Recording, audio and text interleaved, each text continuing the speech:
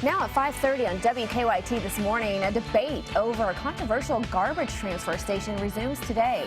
We'll explain why residents have some concerns on how the facility could impact their neighborhood. Could be a active day at City Hall on that one. Also, an animal torture case returns to court today. Sentencing is expected for one of two men accused.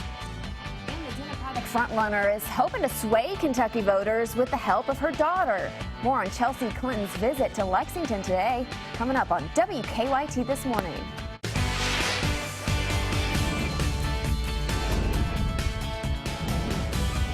This is WKYT This Morning.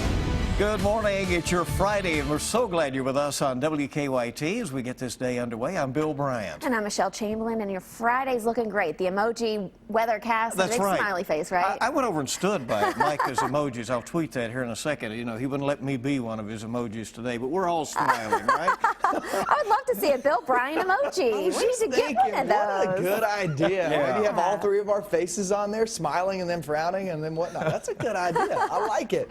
Here are the temperatures outside as you walk out the door. We are in the 50s, and it feels pretty good outside. We'll go through the afternoon and look for those temperatures in the mid-70s under mostly sunny skies. A beautiful day today, but that's going to change there for your weekend, guys. We're going to go over when you can expect those storms to arrive later on this weekend. That's going to be coming up in just about 10 minutes. Thank you so much, Micah. A judge is expected to sentence one of two men accused in an animal torture case today. A jury indicted Vincent O'Brien on multiple charges, including torture of an animal causing death. Last July, Lexington police received several reports of O'Brien and another man, Jesse Durham, dragging a dog down Anniston Drive as it was tied to the car. Police say they later found the dog dead. Investigators believe the two men were drunk at the time. Neighbors called his priorities an eyesore and his properties a problem for them. The fight over them has ended up in court, and now years later, a Georgetown man is finding himself facing even more legal trouble. Police were called to Stephen Price's home on Rucker Avenue Sunday. That's in Georgetown after neighbors say he became angry by a group of children who were playing outside. Cell phone footage captured Price reportedly trying to scare the kids by making loud noises and throwing buckets as he stared directly at them. And when officers arrived, they say he continued his aggression. A citation says Price resisted arrest and officers had to tackle him to get him under control. Price is charged with menacing, disorderly conduct, and resisting arrest. And this is not the first time that Price has made headlines. WKYT first started following his story back in 2012 when neighbors began complaining about his properties. At one point, the city of Georgetown sent crews to clean out one of his properties on Rucker Avenue. That is before they tore down another one because he refused to clean it up. Price has been released from jail since the latest dispute. WKYT went to his home attempting to get his side of the story, but he never answered the door. So that story continuing. This morning, residents in a Lexington neighborhood will be making their case to keep a garbage transfer station out of their part of town. Yeah, both sides of the argument will meet later today for a hearing. Mike? Good morning, Michelle. Today's hearing is in front of the Board of Adjustment, and members of the public will be allowed in the room as well when Republic Services makes their presentation. The private trash hauling business wants to use an empty recycling center off of Leestown Road as part of their garbage transfer station. But the plan has drawn a lot of concern from people living in the nearby Meadowthorpe neighborhood. More than 500 people signed a petition to keep the garbage service from moving into their part of town. Some of the people we spoke with earlier this week say they're concerned about noise, increased traffic, and the odor that will come from the facility. Now, Republic Services says that they have made numerous upgrades and improvements that go beyond industry standards. They also say they are committed to making sure the facility doesn't have a negative impact on surrounding areas. Now, the public will be allowed to make comments at today's hearing. That hearing is scheduled for 1:30 this afternoon in the Government Center. Live in Lexington, I'm Mike Byer, WKYT. Thank you, Mike. Did a Kentucky sheriff go too far when bringing his young son to work? That's a question our investigative team tackled last night at 6. Clinton County Sheriff Jim Guffey told WKYT's Miranda Combs he takes his 10-year-old son to work with him on arrest warrants. WKYT uncovered that his son went with him on a drug indictment arrest back in March, and the sheriff even allowed his son to sign the intake forms at the jail. The Clinton County attorney says that never should have happened, but the sheriff told us he did nothing wrong. I haven't done nothing criminal. I have not put my child in harm's way. So if you're this desperate for a story for your television station, then so be it. But you had him sign an official document, an intake form at the jail. A lot of times they don't get signed by officers. So that makes it okay that your 9-year-old son did it? So you're wanting to degrade me by doing this? Then go ahead. It's not degrading. I'm just asking the question of why I just told you. I just told you. I don't put my son in harm's way. So obviously this has been a controversial story, and many of our viewers have been talking about it on our Facebook page. You can watch the full story at WKYT.com and also share your opinions by joining in on that conversation on our Facebook page. Well, and it's a lively conversation, by the way, so if you want to check that out. Yeah, right.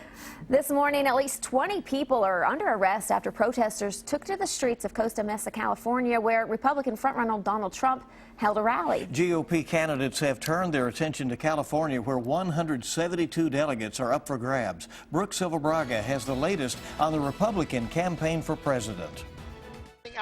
Anti-Donald Trump protesters clashed with police outside an amphitheater in Costa Mesa, California late Thursday night. Some in the crowd held "Dump Trump" signs as they blocked traffic. Others took their frustrations out on a police car.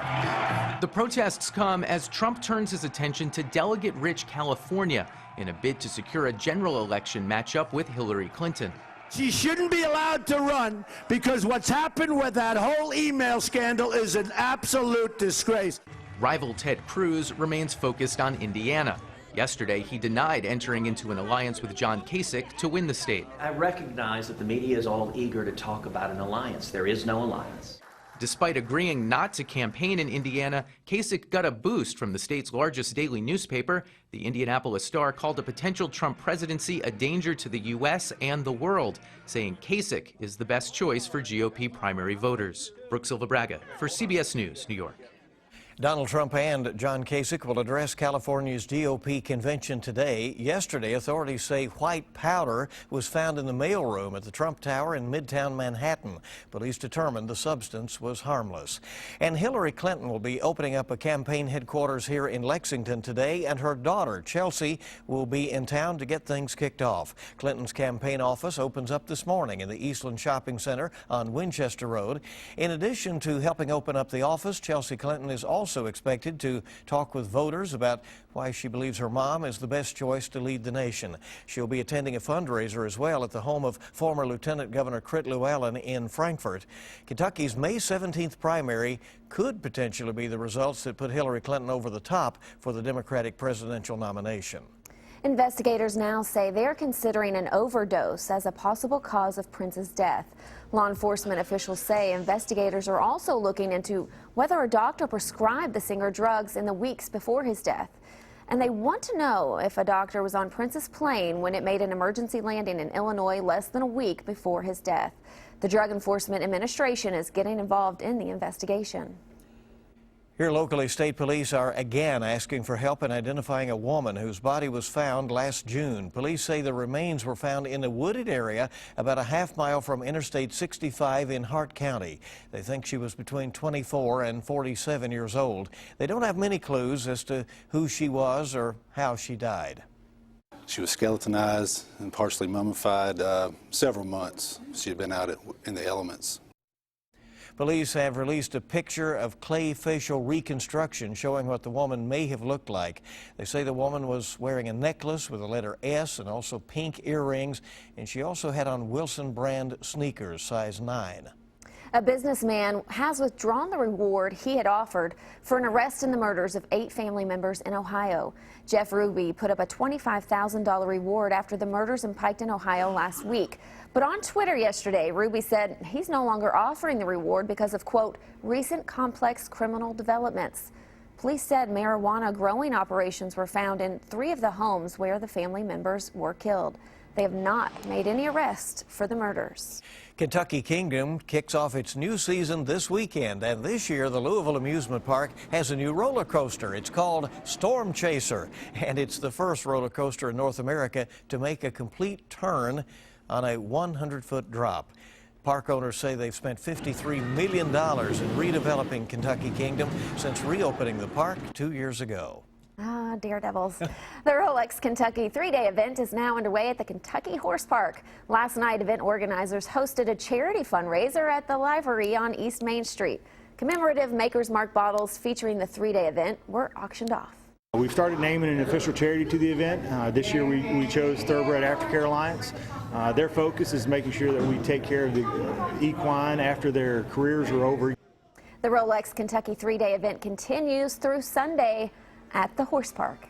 All right, and we welcome all of the crowds to town. A lot of them get up early, you know, to get the horses ready to go. They're expecting 90,000 people to show up this weekend. Right, it's going to be a big one, yes. And locals, of course, are welcome to go enjoy it as well. And let's check live drive traffic now at 5:39 this morning, see if we have any issues to report to you. Lots of green out there, and no reports of any accidents or problems at the moment. In fact, no slowdowns right now, so if you head out early, you're good to go. We'll keep you informed as we have Officer Don coming along with us here in the next little bit. Looking into town, same deal.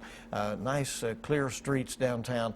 Do anticipate a busy weekend, as we've been saying, with the Rolex Kentucky 3-day event going on. So everybody kind of keep that one in mind as well this morning. Do have some red on there that we'll check out for you here in just a second. That looks to be around the Triangle Park area, Broadway. So we'll figure that one out for you here in just a little bit. So keep it with us right here. More news coming up for you here on your Friday morning.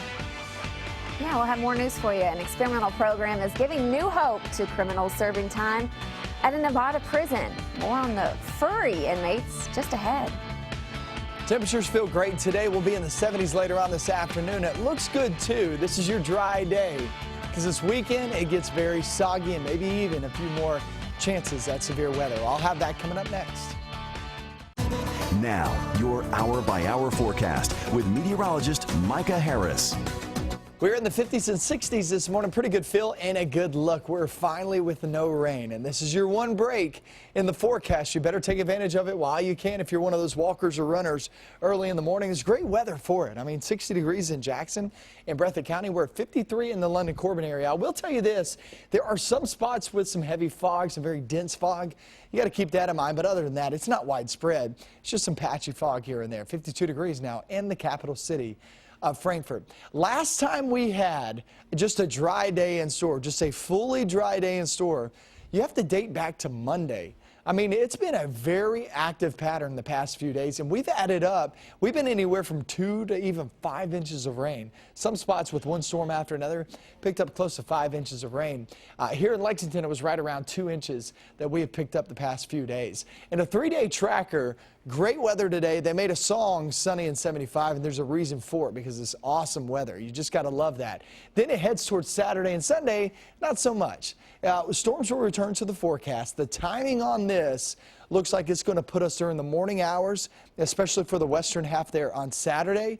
So trying to do some of those 5Ks tomorrow morning is going to be a little iffy, especially for the west. And then it becomes pretty widespread as we go through the day. The difference from Saturday and Sunday, Saturday, strong storms, very soggy. Sunday, or that was on Sunday, Saturday rather, storms will return, but it's on and off. Meaning you'll get some breaks in the forecast. It's not going to be an all-day, just absolutely soaker rolling on through. You'll get some breaks. Don't cancel all your plans. Just know that you will have a couple of rumbles of thunder to go through as we travel through your Saturday. But Sunday, it looks like pretty widespread rain sliding on in here. Stuff that's going to look like this. Yeah, where's the noise coming from? That's in Fawbush in southern Kentucky. That's from Richie Barnes. Really neat shot right there as the storm approached his house. And then we got the backside of it. Storms moved on out, sunset, and this is in Richmond, Kentucky. And you can see that sunset right through the barn doors. How cool is that? It's from Donald Carroll. Really, really cool shots. Okay, so last day of Keeneland is today, and it's going to be sunny and 75. It will be slam-packed. Bill, Michelle, and I, we were talking about how the opening day was ugly. It was cold. It was rainy. We had flakes the night before. It just wasn't fun. And it looks like to finish it off, it's going to be jam-packed. Yeah. It will be beautiful outside. This is perfect weather. Saturday and Sunday. Remember, Saturday it's on and off, okay? And Keeneland's last day's today, but you got the Rolex 3-day event going on throughout the weekend. And Saturday's on and off. You can head out there, knock it out. And it looks like Sunday, it looks like we'll have a few storms. Could be pretty strong. Possibility of a stray severe cell, kind of like what we've had the past few days. So we'll have to watch that very closely, but no widespread severe weather. That's the good news. You would have been disappointed in me yesterday. I knew it was going to rain because you said so, but I really wanted to go for a walk with my daughter. Right. Long story short, the cloud was just black. It looked like his picture. What was his name? Yeah, it was either Donald or Richie. It was Donald's. Yeah. And I thought, well, we're going to do it. And we just made it home just in the nick of time. Yeah. You know you have a friend who does weather for I know. I should have texted you, like, can we go for a walk? Right. Yeah, I get it all worked the time. out. It's all right. We mentioned that slowed traffic a minute ago at Broadway. Apparently a medical run down there at the moment, so it's just a brief thing. Hopefully all that will be cleared up very soon in the downtown area. Inmates at a Nevada prison are getting some cute and furry new cellmates. As part of an experimental program, current inmates are getting the chance to foster kittens, and their responsibilities include training, feeding, and grooming. The Nevada Humane Society says the program looks to reduce shelter overcrowding while giving inmates there a chance to do some good. They do make a difference, especially the simple fact that we're being somewhat of a mother to them, you know, because they don't have one, you know, so it gives them a chance just like they're giving us a chance. Only inmates with clean records behind bars are eligible to foster the kittens, but those selected say the program brings them hope that was once lost. That is a good idea. It really is. It's a very an interesting program, and it looks to be working out. Coming up, you'll get the stories making news at this hour. Also, we'll check traffic again, see how things are moving along. It's Friday. We hope it's a good one out there for you. And we'll have our top stories and some health news on the way. And it's so good to have you with us here early on WKYT This Morning. Good morning. Welcome back into WKYT This Morning on your Friday. We're glad you're with us. That weekend is on the way, 5:51 now. Bill just told me a joke. He's such a funny guy. Can be. Let's take a look at some of the stories we're working on at this hour. A high-profile Lexington murder case returns to court after taking a surprising turn. Mark Taylor and Timothy Ballard are accused of kidnapping and murdering Alex Johnson back in 2013. Prosecutors now say a recent plea deal from Ballard could change the outcome for Taylor. We'll be in the courtroom this afternoon. We'll update you on WKYT throughout the day. Today, people in the Meadowthorpe neighborhood will make their case to keep a garbage transfer station out of their part of town. A private trash hauling business wants to use an empty recycling center off of Leestown roads for the transfer station. But residents are concerned the station would bring extra noise, increased traffic, and unpleasant odors. Big controversy there on that one, yeah.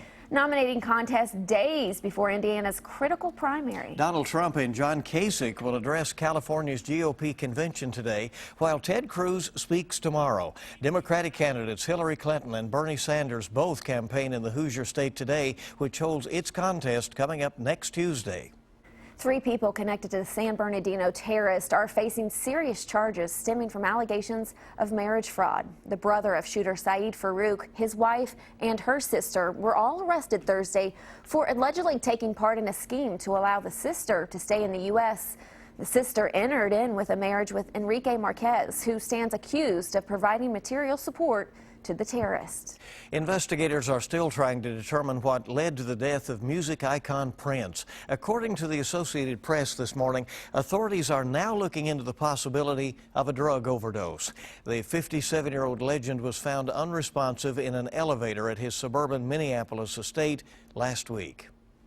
Getting diagnosed with cancer increases your risk for mental health disorders, including depression and anxiety. That's according to researchers in Sweden who found a cancer diagnosis also increased the use of psychiatric medications. New CDC figures show pregnancy rates among Hispanic and black teens have fallen nearly 50% in the last decade.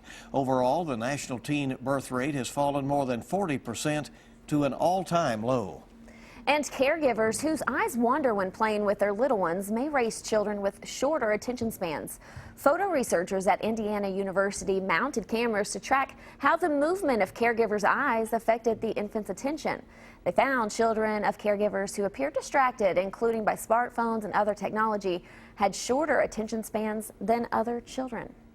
Let's get a check this hour on today's traffic trouble spots with live drive traffic. And if you're about to head out the door, all looks good for you out there. All is green. Time to check with what's making news online with Bill. Well, on WKYT.com, of course, keep checking through the weekend as you make your plans, because Micah's calling for a beautiful Friday. But then be sure to keep up with the First Alert Defender Network over the weekend. You'll be dodging some showers and storms, and we'll have all the latest for you on air and online. Now, we'll bring you coverage as the presidential campaign winds through Kentucky this morning when Chelsea Clinton opens up the campaign headquarters for her mother Hillary Clinton in Lexington. Democrats vote for president May 17th. You'll remember Republicans held their Kentucky presidential caucus back in March. Could Kentucky high schools soon have Narcan on hand in case of heroin overdoses? WKYT has learned that Madison County is looking into that. You can see our story about that and get in on the conversation about it as well. And a lot of you are commenting on our WKYT investigation into a sheriff who brought his 10-year-old boy to work and apparently allowed him to sign some paperwork. A lot of varying opinions about that being registered this morning. On Kentucky.com, Kentucky's universities are responding to cuts in state funding in various ways, from layoffs to tuition hikes to hiring freezes. And as Churchill Downs is getting set to shine for the world at next week's big Kentucky Derby, the track is also moving ahead with plans including building a hotel at its casino in Maine. As you know, Kentucky outlaws casinos. And CBS This Morning is coming up shortly with your eye opener. And of course, we'll have local updates as well. Hey, join us on Facebook, follow us on Twitter or Instagram, and for the latest anytime, WKYT.com. It's just an awesome morning this morning because you're waking up without any rumbles of thunder, any heavy downpours. Nothing woke you up last night weather-wise because all the storms moved on out during the evening hours. So it just looks fantastic this morning. And it feels good, too. Let's talk about your temperatures. We go off into Clark County. Good morning to you guys in Winchester. We are there in the mid-50s. Back toward Lawrenceburg, mid-50s as well. That goes for Peaks Mill, Stamping Ground. And then go up toward Owenton and then work your way just north of that into Grant County. Southbound, nothing going on. 127. Let's take 27 through that Pulaski County region. Good morning to Somerset and Science Hill and Fawbush and all the areas down south. Monticello, you're looking good at 52 degrees. Once that sun rises, you're going to see a lot of sunshine. It's a beautiful day in store. You have mostly sunny skies. It's one of those days you'll need those sunglasses and need to make outdoor plans. Knock out the yard work today, okay? You'll want to do that. I know the yard's starting to grow because of all the rain. Knock that out today, because I'll tell you this. Once we actually make our way up into tomorrow morning and through the day tomorrow, it looks like we're going to be seeing very heavy rain in the forecast with those thunderstorms. We're going to go over that coming up with another hour of WKYT News. We'll see you back here in just a couple of minutes.